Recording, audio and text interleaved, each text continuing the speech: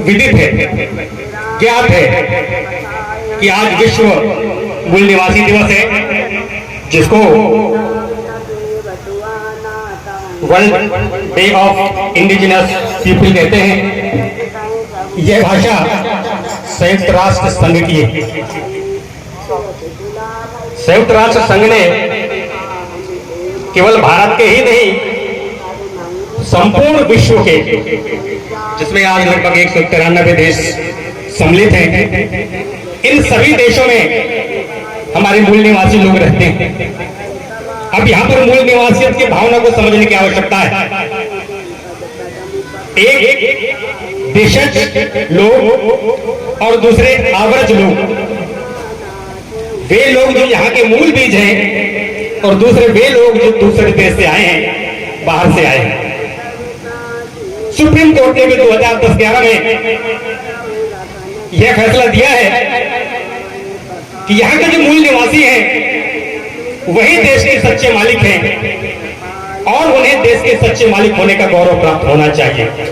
यह जिम्मेदारी सरकार की, लेकिन हमारी सरकार ने हमारे लोगों पर, विशेषकर देशज लोगों पर ध्यान नहीं दिया। यह बात उन तक पहुंचाने की जिम्मेदारी भी आपकी, हमारी। एक तरफ सुप्रीम कोर्ट जो कहता है कि राम जी का मंदिर यहाँ पर बनना चाहिए, वेलकम, स्वागत है, सारा देश मान लेता है, लेकिन जब एक तरफ कहता है कि देशज लोग ही असल में यहाँ के मूलवासी हैं, इसको सरकार क्यों नहीं मानती? सोचने वाला प्रश्न है। जब हम सुप्रीम कोर्ट के नहीं मानते हैं, इसका मतलब हम संविधान के भी नहीं मानते। ऐसा संदेश सरकार के द्वारा कभी कभी बीच बीच में दिया जाता है। मैं आग्रह आप सबसे करूंगा कि यह संविधान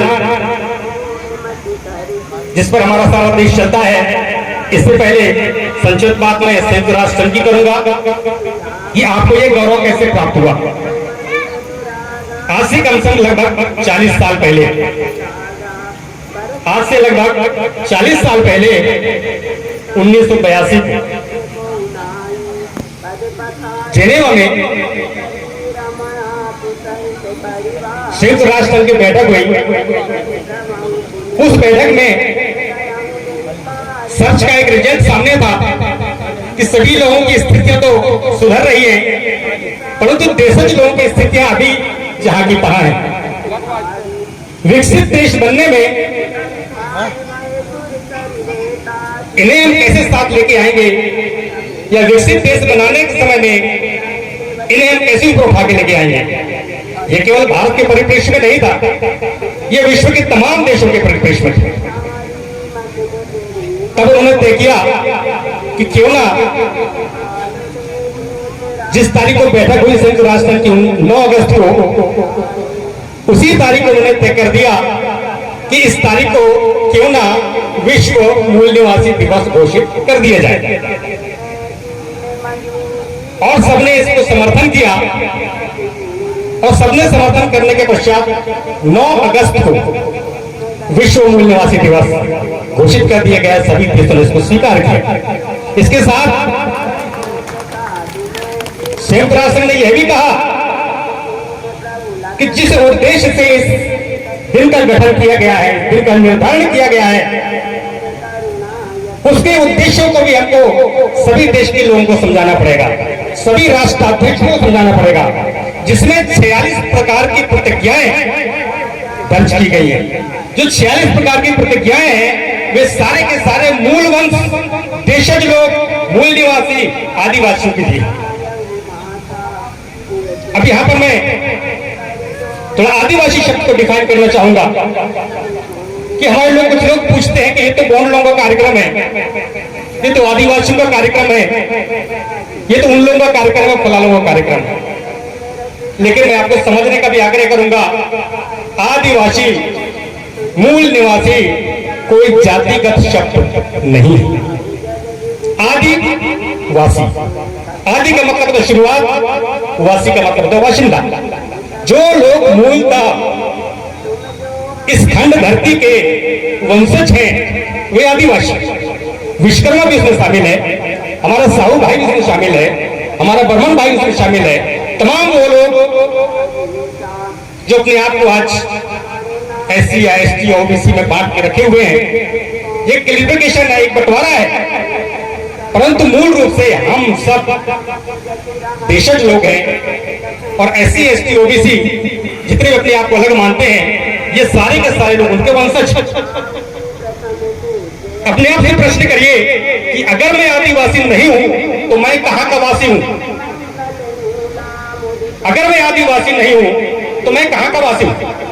अपने आप को डिफाइन करिए, अपने आप को परिभाषित करिए, प्रमाणित करिए कि मैं कहां का वासी हूं।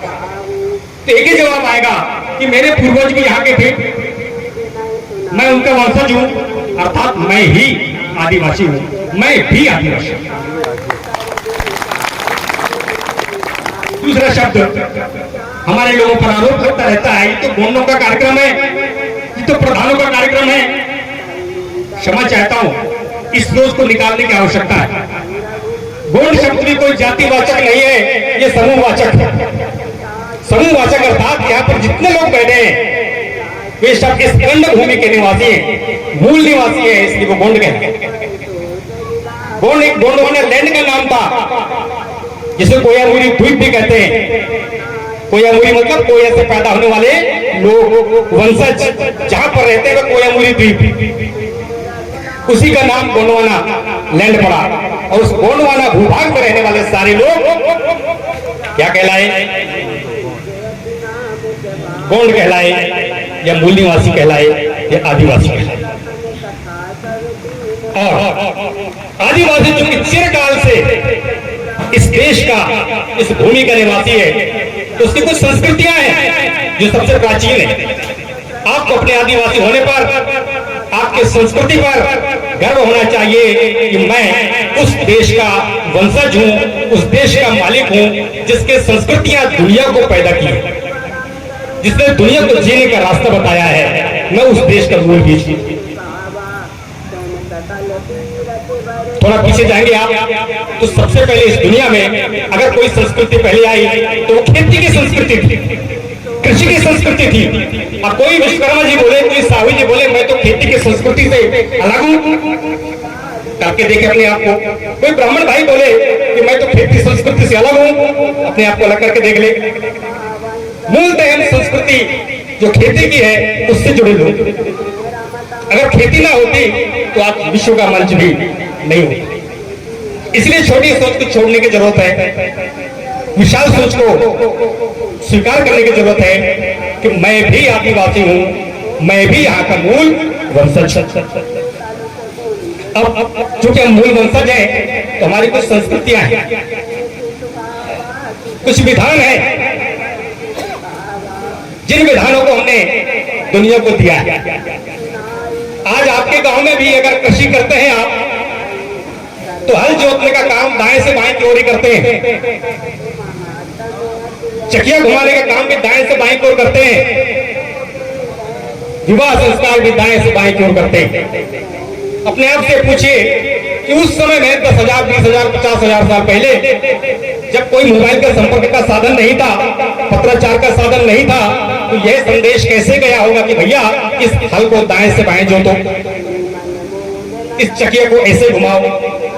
कोई संदेश देने गया था बघराजी में, कोई संदेश देने गया था दक्षिण अफ्रीका में, लेकिन सभी जगह यही संस्कृति पाई जाती। का मतलब क्या है?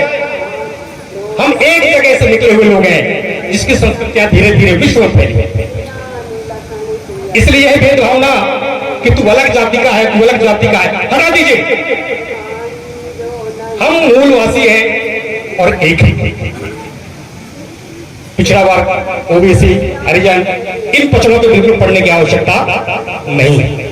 क्योंकि हमको देश को समृद्ध बनाना है तो केवल एक जाति वर्ग विशेष इस देश को संपन्न नहीं बना सकते। हम आप सबकी भूमिका होनी चाहिए। उसके लिए बड़ी सोच की आवश्यकता है कि हम सब मूल निवासी, हम सब आदिवासी।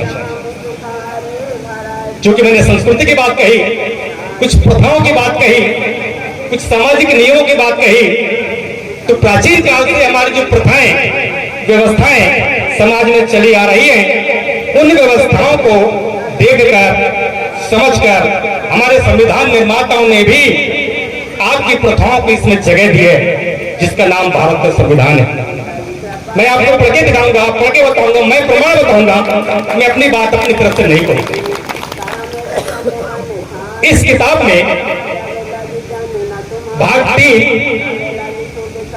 जो मूल अधिकार है उसके 13(3) के कहा में जो बात लिखी है उसको मैं पढ़ के बताऊंगा, बोल के नहीं बताऊंगा। तो सभी का ध्यान चाहूंगा।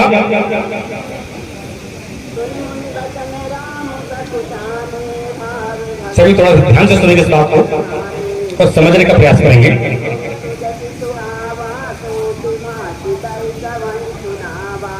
मूल अधिकार भाग 3 13(3) का 13(3) का जो आपने सुना होगा, नहीं सुना है तो अच्छे से जान लीजिए। 13(3) का मूल अधिकार जो किसी भी स्थिति में बदलने वाला नहीं है। यह आपका मौलिक अधिकार है। कोई भी सरकार आ जाए, बहुमत की सरकार आ जाए, 545 की जगह 546 सांसद हो जाए, लेकिन इस अधिकार को नहीं बदल सकते। इस बात को आप लोगों को स्मरण में रखना है। तो 13(3) क्या क्या कहता है? विधि के अंतर्गत, विधि मतलब कानून, भारत के राज्य क्षेत्र में, क्योंकि भारत एक राज्यों का समूह है, राज्यों का संघ है, अपने आप में भारत नहीं, सबको मिलाकर के भारत। तो भारत के राज्य क्षेत्र में विधि का बल रखने वाला कोई भी अध्यादेश, आदेश, उपविधि, नियम, विनियम, अधिसूचना, रूढ़ि या प्रथा है, यह भारत का संविधान कहता है। पूरे राज्य क्षेत्र में कोई भी कानून यदि है वह रूढ़ि अथवा प्रथा विधि के अंतर्गत है। कानून का निर्माण भी आपके पूर्वजों ने किया, हमारे पूर्वजों ने किया। सामाजिक व्यवस्था में शांति कैसे बना रहना चाहिए, ये हमारे पूर्वजों ने दिया। इन्हीं प्रथाओं को देखकर कानून में उन चीजों को समाहित किया गया, लिया गया, उसमें रखा गया। अतः सभी इस बात को ध्यान रख लें कि कानून भी कहता है कि 13(3) के अंतर्गत पूरे देश में कोई भी कानून, कोई भी नियम, कोई भी विनियम, उपनियम, अधिनियम, रूढ़ि अथवा प्रथा विधि है।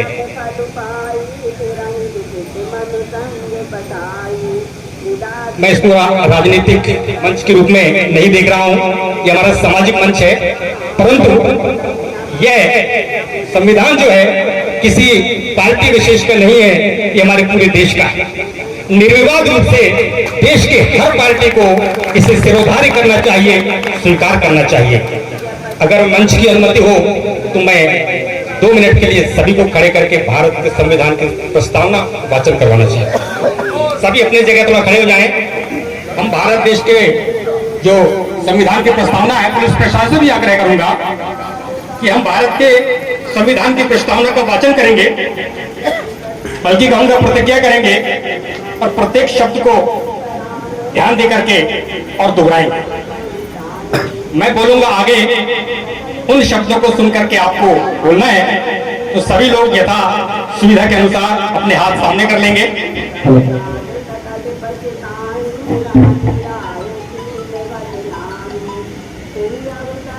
हम भारत के लोग भारत को एक संपूर्ण संपन्न गणराज्य बनाने के लिए तथा उसके समस्त नागरिकों को सामाजिक आर्थिक राजनीतिक न्याय विचार अभिव्यक्ति विश्वास धर्म और उपासना की स्वतंत्रता प्रतिष्ठा तथा अवसर की समता प्राप्त कराने के लिए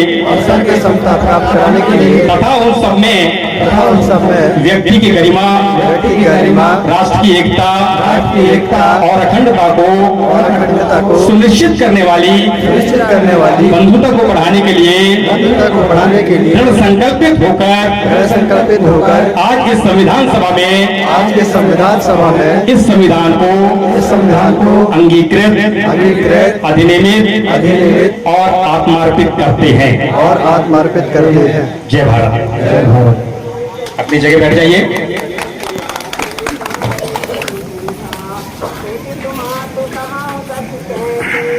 कार्यक्रम में उपस्थित सगाजन, मैं अपनी बात को कुछ एक शब्दों के साथ कहकर संपन्न करूंगा, क्योंकि मंच में हमारे शुभ चिंतकों की बातें भी हमको सुननी है। यह संविधान की जो प्रस्तावना है उसमें सबसे पहला शब्द है हम भारत के लोग। हम भारत के लोग का मतलब होता है हम देश के अंदर जितने लोग भी हैं वे सब इसमें सम्मिलित हैं, अर्थात देश को संचालित करने के लिए सभी लोगों का बराबर का योगदान चाहिए। इसलिए आप भी अपने अधिकारों को समझिए, आप भी अपने संस्कृति को समझिए, अपने आप के होने का गौरव करिए कि मैं इस देश का मूल बीज हूं, इस देश का मूल मालिक हूं और मैंने ही देश को, दुनिया को संस्कृति दी है, संस्कार दिए हैं और जीने का तरीका दिया है। इस भावना के साथ आप जिएंगे, आपको अपने आप के होने का गौरव भी होगा और ये फील होगा कि मैं वास्तव में भारत देश का असली मालिक हूं। अब मालिक कौन नहीं है इस सोचने का काम मैं आपको इन्हीं शब्दों के साथ अपनी वाणी को विराम देता हूं।